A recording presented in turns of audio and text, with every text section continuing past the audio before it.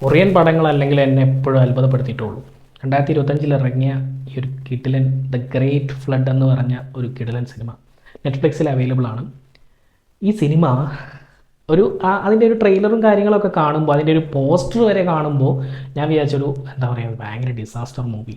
നമ്മൾ 2012 day after tomorrow ഒക്കെ കാണുന്നത് പോലെ ഒരു ലോകം അവസാനിക്കാൻ പോവുകയാണ്, ലോകം ഇങ്ങനെ പൊട്ടി തകരാൻ പോവുകയാണ്. ആ സമയത്ത് രക്ഷപ്പെടാൻ വേണ്ടി ഒരു അമ്മയും കുട്ടിയും നടത്തുന്ന ഒരു ഓട്ടം, അതെന്തായിരിക്കും? ഫ്ലഡ് എന്ന് പറയുമ്പോൾ നമുക്കറിയാലോ, നമ്മൾ അനുഭവിച്ചതാണല്ലോ നമ്മളെ നാട്ടിൽ നടന്ന വെള്ളപ്പൊക്കം.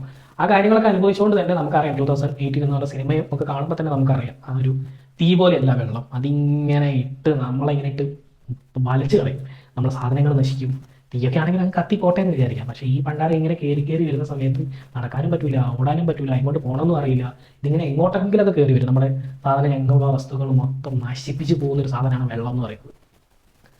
അപ്പോൾ ഈ ഒരു സിനിമയിലേക്ക് വരുമ്പോൾ നമ്മുടെ നായിക ഉറക്കണീറ്റ് വരുന്ന സമയത്ത് മകനെ ഒരു സിംഗിൾ മദറാണ്, അങ്ങനെ മകനെ ഉറക്കൊക്കെ എണീറ്റ് ചെറിയ കുസൃതികളൊക്കെ കാണിച്ച് വരുമ്പോഴാണ് അവരുടെ വീട്ടിൻ്റെ 3-ാം നിലയിലാണ് അവർ താമസിക്കുന്നത്. വെള്ളം ഇങ്ങനെ കയറി വരുന്നത്. അപ്പോഴേ ഒരു പ്രശ്നം, അപ്പോഴേ സിനിമ തുടങ്ങി ഒരു 10 മിനിറ്റ് ആകുമ്പോഴേക്കും തന്നെ നമ്മൾ ട്രാക്കിലേക്ക് എത്തും. അതായത് വെള്ളപ്പൊക്കം, ഈ നമ്മൾ പറയുന്ന ഒരു അപ്പാർട്ട്മെൻറ്റിൻ്റെ 3-ാം നില വരെ വെള്ളം എന്ന് പറയുമ്പോൾ വിചാരിക്കാമല്ലോ, അതിങ്ങനെ കയറി വരിക. അതിൻ്റെ കാരണം എന്ന് വെച്ചാൽ അന്റാർട്ടിക്കയിൽ ഒരു ഉൽക്ക പതിച്ചു.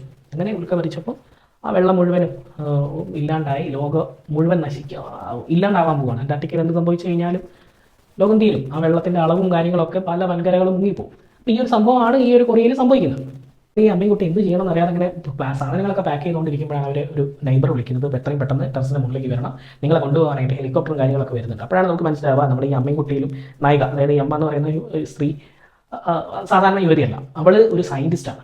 ലോകത്ത് ഇമോഷനൊക്കെ ഉണ്ടാക്കുന്ന രീതിയിലുള്ള ആളുകളെ ഉണ്ടാക്കാൻ, ഒരു AI ടെക്നോളജി പോലെ അല്ലെങ്കിൽ ഒരു ആളുകളെയൊക്കെ ഉണ്ടാക്കുന്നത് പോലെ ഒരു പുതിയ റോബോട്ട് അല്ലെങ്കിൽ പുതിയൊരു മനുഷ്യനെ തന്നെ ഉണ്ടാക്കുന്ന രീതിയിലുള്ള ഒരു പരീക്ഷണങ്ങൾ നടത്തുന്ന 2 പേരിൽ ഒരാളാണ് ഈ ഒരു ലേഡി. അതിലൊരാൾ രാവിലെ മരിച്ചുപോയി, ഈ ഒരു വെള്ളപ്പൊക്കത്തിൽ മരണപ്പെട്ടു.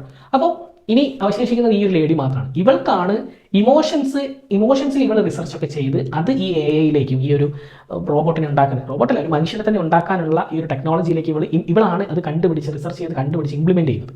അപ്പോൾ ഈ ലോകത്ത് ഇവൾ ഇമ്പോർട്ടൻ്റ് ആണ്. കാരണം ബാക്കി സയൻറ്റിസ്റ്റുകൾക്കൊക്കെ അറിയായിരുന്നു ഈ ഒരു ഉൽക്ക വരുമെന്നും ലോകം നശിക്കാൻ പോവുകയാണെന്ന്. അപ്പോൾ അവർ മുൻപേ ഈ ഒരു കാര്യം കണ്ടിരുന്നു. ലോകത്തുള്ള അവർ എല്ലാ സയൻറ്റിസ്റ്റുകളും കണ്ടുപിടിച്ച സയൻറ്റിസ്റ്റുകളായിക്കൊണ്ട് ഇവരൊക്കെ മരിച്ചു പോകും. പക്ഷേ മനുഷ്യരാശി നിലനിർത്തണമെങ്കിൽ ഈ ഒരു ടെക്നോളജി കൊണ്ടുവരണം. ആളുകളെ ഉണ്ടാക്കുന്ന രീതിയിലുള്ള റിസർച്ചുകൾ നടന്നു, അത് സക്സസ് ആണ്. ആളുകളുടെ കയ്യും കാലും അവരുടെ വിചാരങ്ങളും ഒക്കെ ഉണ്ടാക്കുന്ന രീതിയിലുള്ള കാര്യങ്ങളൊക്കെ, ഇഷ്ടങ്ങളും ഒക്കെ കൊണ്ട് ഹോർമോണൽ ചേഞ്ചുകളും കാര്യങ്ങളൊക്കെ ഉണ്ടാക്കുന്ന രീതിയിൽ, അറിവും കാര്യങ്ങളൊക്കെ ഉണ്ടാക്കുന്ന രീതിയിലുള്ള റിസർച്ചുകളൊക്കെ നടന്നു, അതൊക്കെ ഫിനിഷാണ്. പക്ഷേ ഇമോഷൻ ഉണ്ടാക്കുന്ന കാര്യം നമ്മുടെ ഈ നായികയാണ് ചെയ്യുന്നത്, ഈ ഒരു അമ്മ ക്യാരക്ടറാണ് ചെയ്യുന്നത്. അപ്പോൾ ലോകത്ത് ഈ ഇമോഷൻ ഇല്ലെങ്കിൽ ഒരു മനുഷ്യൻ വംശമില്ല. അപ്പോൾ അത് വളരെ ഇമ്പോർട്ടൻ്റ് ആണ്. അപ്പോൾ ഇവളെ ജീവൻ നിലനിർത്തുക എന്ന് പറയുന്നത് ഈ സയൻറ്റിസ്റ്റുകൾ വളരെ ഇമ്പോർട്ടൻ്റ് ആണ്. അതുകൊണ്ടാണ് ഈ കുട്ടിയെ എടുത്ത് എത്രയും പെട്ടെന്ന് തന്നെ ടെറസിൻ്റെ മുകളിലേക്ക് എത്തണം, നിങ്ങളത് കൊണ്ടുപോകാനായിട്ട് ഹെലികോപ്റ്ററൊക്കെ വരുന്നുണ്ടെന്നൊക്കെ പറഞ്ഞ് അവളെ രക്ഷപ്പെടുത്താൻ വേണ്ടി ശ്രമിക്കുന്നത്. അങ്ങനെ ഇവൾ മുകളിലേക്ക് എത്തുന്ന സമയത്ത് ഇതിൻ്റെ ഇടയ്ക്ക് ഒരുപാട് പ്രശ്നങ്ങളൊക്കെ ഉണ്ടാകുന്നു. അപ്പോഴാണ് നമ്മൾ വിചാരിക്കും ഇങ്ങനെ ഈ വെള്ളം ഇങ്ങനെ കയറി വരുന്ന ഒരുപാട് ഹേർഡിൽസ്, ഒരു 50 മിനിറ്റ് ആവും, സിനിമ 1.5 മണിക്കൂറുണ്ട്. പക്ഷേ അതിൻ്റെ ഒരു ഫസ്റ്റ് ഹാഫ് എത്തുന്ന സമയത്താണ് ഇതിൻ്റെ ട്വിസ്റ്റ്. ഈ കുട്ടി ആരാണ്, ഈ അമ്മ ആരാണ്, രക്ഷിക്കാൻ വന്ന ആളാരാണ്, ഇതൊരു സർവൈവൽ സിനിമയാണോ എന്ന് പോലും തോന്നുന്ന രീതിയിലുള്ളൊരു ഷിഫ്റ്റ് ഉണ്ട്, ജോണർ ഷിഫ്റ്റ് ഉണ്ട്. അത് നിങ്ങൾ കാണും. ആ ഒരു സംഭവം കാണാനായിട്ട് നിങ്ങൾ ഈ സിനിമ ചൂസ് ചെയ്ത് കണ്ടാൽ നിങ്ങൾക്ക് വർത്താണ്.